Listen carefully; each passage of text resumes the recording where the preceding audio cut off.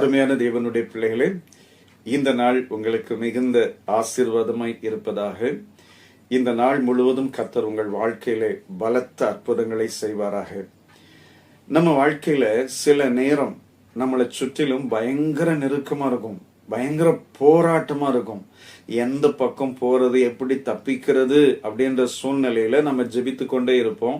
ஆண்டவர் சொல்லுவாரு, சிம்பிளா சொல்லுவாரு, நீ சைலண்டா இரு, நான் உனக்கு அற்புதம் செய்வேன். அப்ப நமக்கு ஒரு பயங்கர கேள்விக்குறியா இருக்கும். இவ்வளோ போராட்டம் இருக்கு, ஆண்டவர் தூக்கி எடுக்காம சைலண்டா இருன்னு சொல்றாரு அப்படின்னு சொல்லி நினைக்க தோணும். ஆனா அந்த இடத்துல ஆண்டவர் சொல்லுகிறபடி சைலண்டா இருந்தா நிச்சயமா பெரிய அற்புதத்தை நாம பார்க்க முடியும். நான் ஒரு அருமையான வேத வசனத்தை வாசிக்கிறேன். 46ஆம் சங்கீதம் 10வது வசனத்திலே, நீங்கள் அமர்ந்திருந்து நானே தேவன் என்று அறிந்து கொள்ளுங்கள். இந்த 46ஆம் சங்கீதம் நம்ம எல்லாருக்குமே பரிச்சயமான ஒரு சங்கீதம். நமக்கு நிறைய பேருக்கு மனப்பாடமாகவே இந்த வசனங்கள் நமக்கு தெரியும். ஆனா இந்த சங்கீதத்தை வாசிக்கும் போது பாருங்களேன், முதல் பகுதியில பயங்கர நெருக்கமா இருக்கும். இதை பார்க்கிற ஒவ்வொருத்தருக்கும் பயங்கர பயமா இருக்கும்.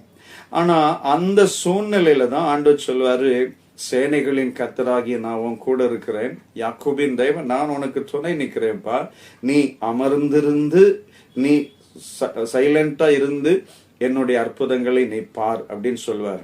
இந்த சங்கீதத்துல 2வது வசனத்துல பாருங்க, பூமி நிலை மாறினாலும் மலைகள் நடு சமுத்திரத்தில் சாய்ந்து போனாலும் அதில் ஜலங்கள் கொந்தளித்து பொங்கி அதன் பெருக்கினால் பர்வதங்கள் அதிர்ந்தாலும் நாம் பயப்படும்.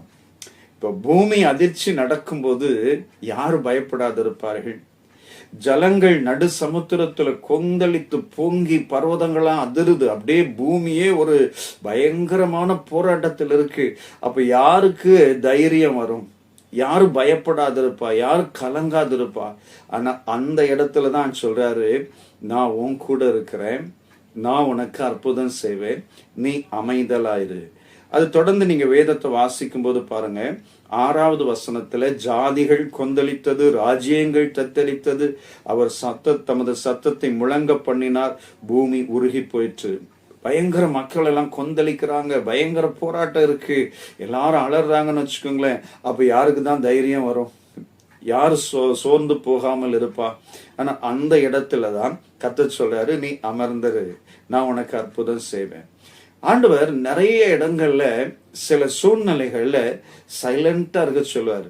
இஸ்ரேல் ஜனங்களை செங்கடலுக்கு முன்பாக கொண்டு போய் நிறுத்தி இருப்பார். பின்பாக பார்வோனுடைய சேனை வரும், எல்லாருக்கும் பயம் வந்துடும், கலங்கி இருப்பார்கள். யாத்ராகமம் 14:14 சொல்லுவார், கர்த்தர் உங்களுக்காக யுத்தம் பண்ணுவார், நீங்கள் சும்மா இருப்பீர்கள். யாருக்கு பயங்கர போராட்டமான சூழ்நிலையில முன்னாடி செங்கடல் இறங்குனா அமிழ்ந்து மாண்டு போயிடுவோம், பின்னாடி பார்வோனுடைய சேனை பயங்கர கோபத்தோடு வர்றான், எப்படி தப்பிக்கிறது? வனாந்தரமாயிற்று.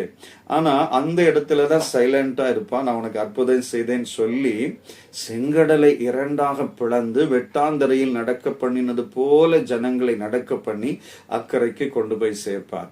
பாருங்க, சில சூழ்நிலைகள் நமக்கு இருக்கும்போது நம்ம ரொம்ப சோர்ந்து போகாமல், சூழ்நிலையில் இருக்கிற போராட்டங்களை பார்க்காமல், எல்லா நெருக்கங்களை பார்க்காமல் அமைதியா ஆண்டவருடைய சமூகத்திலே, கர்த்தாவே நீர் இந்த இடத்திலே அற்புதம் செய்யும், இந்த சூழ்நிலையில ஒரு அற்புதம் செய்யும் அப்படின்னு ஜெபிக்கிற போது கர்த்தர் பெரிய அற்புதம் செய்வார்.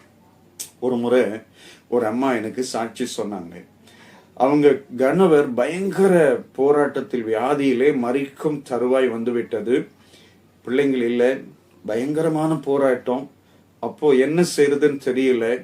அவங்க எனக்கு மேல ஒண்ணுமே பண்ண முடியாது அப்படின்னு சொல்லி அமர்ந்து, ஆண்டவரே எனக்கு ஒரு வழியும் தெரியல, நான் உமையும் நோக்கி பார்க்கிறேன். சைலண்டா உட்காந்து ஜெபிக்கிறாங்க.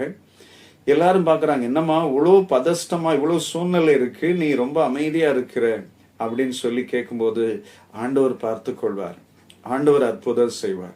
சொன்னபடியே கர்த்தர் அற்புதம் செய்து சுகமாக்கினார். சில நேரம் நமக்கு பதஷ்டம் வரும், வேதனை வரும், சில கடினமான சூழ்நிலைகள்ல அப்ப சிலர் முறுமுறுத்துருவாங்க, ஆண்டவர் என்ன கைவிட்டுட்டேன்னு சொல்லிடுவாங்க. ஆனா அப்படி சொல்லாதபடிக்கு அமைதியா இருந்தால் நிச்சயமா பெரிய அற்புதத்தை காண முடியும். இன்னைக்கும் நீங்க உங்களை சுற்றிலும் பல நெருக்கம், பல போராட்டங்கள் இருக்கிறதா? கவலைப்படாதிருங்கள்.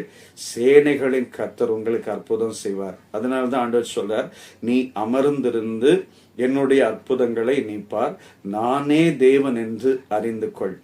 அப்படிப்பட்ட தேவன் இன்னைக்கு உங்களுக்கு அற்புதம் செய்ய போகிறார். நாம் சேர்ந்து ஜெபிக்கலாமா?